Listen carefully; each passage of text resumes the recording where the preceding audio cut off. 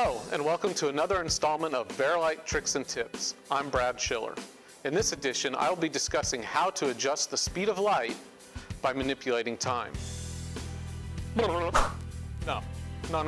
We're not doing that. That's like complex physics or some craziness.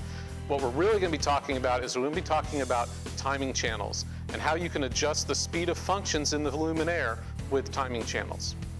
Yeah, that looks better. Timing channels, definitely. So, all Vari-Lite Luminaires have adjustments in them where you can change timing by parameter type. For instance, you can adjust the timing value for position, color, beam, and edge. All these details can be found in the user manual. In fact, the user manual details the exact values, the exact DMX values that are required for each and every timing channel parameter.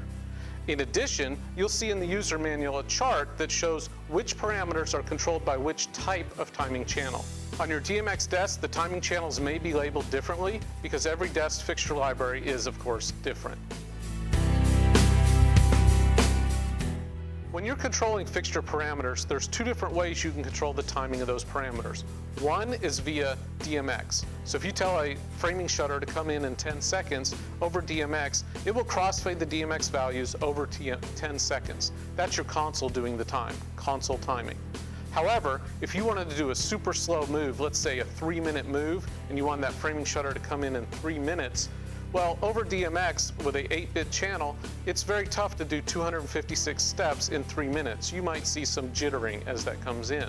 So a better way to do that for those super slow moves is to use fixture timing. With fixture timing, you simply tell the fixture to move the framing shutter from here to here and to do so in 3 minutes. And you do that through the fixture timing channel. Let's take a look at exactly how to do that.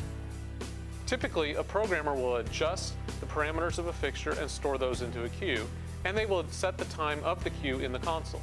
By doing that, that says you're using console timing. However, when you want to use fixture timing, you again adjust the parameters of the light as you desire.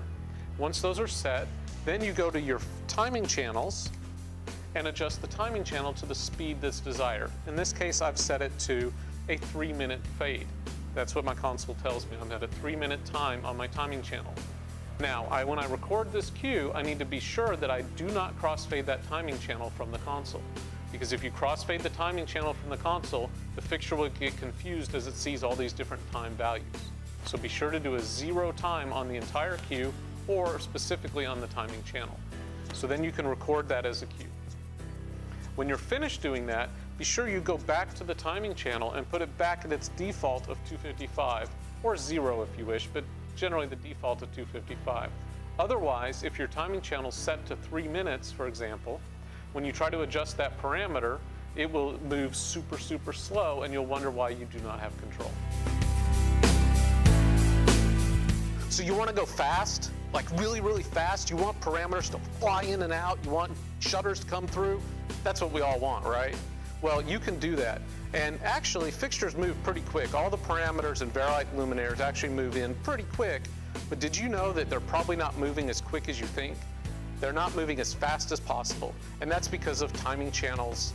The timing channels we suggest are defaulted at 255, DMX 255. When they're set at that level, parameters will move very quickly, but they'll also be able to move slowly with console timing changes. However, if you want the true fastest speed possible out of a parameter, you need to set that DMX timing channel to 0. Set that value to DMX 0. Only then will you get the fastest possible move out of a Vari-Lite. Let's take a look. As you can see, I have two fixtures projecting on the wall. The one on the left has its timing channels set to a default of 255. The one on the right has its timing channels changed to a value of DMX 0. When I play my cues, as you see, the shutters are coming in much quicker on the fixture on the right. Again, that's because its timing channels are set to 0 instead of the default of 255. Timing channels don't just affect parameters such as shutters, they can be used for intensity or color. And this is really important in a lot of cases, especially with the VLX and other LED type products. For instance, I've built two cues, each that turns on a different zone in my VLXs. As I flash between these two faders here, you can see I'm flashing left and right. In the fixture on the left, the timing channels are set to 255, and the fixture on the right, the timing channels are set to 0. As you can see, when I flash between these, the fixture on the left is moving much slower than the fixture on the right.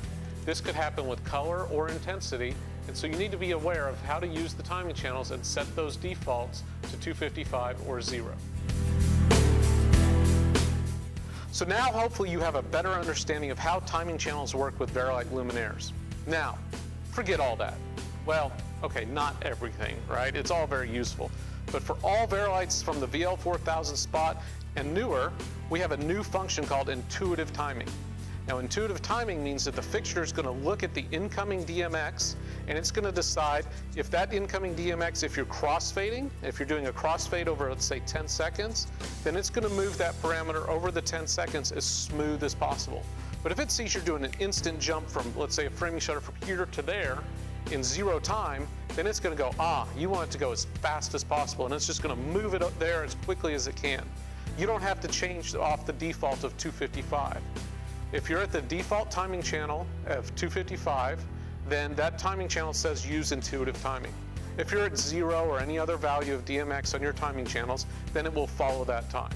Remember this formula I showed you at the beginning of this video?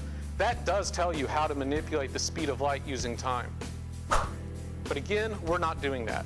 What I've taught you is how to make use of timing channels to adjust the speed of parameters in your Vari-Lites.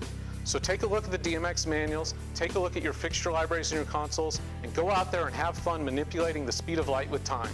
See ya!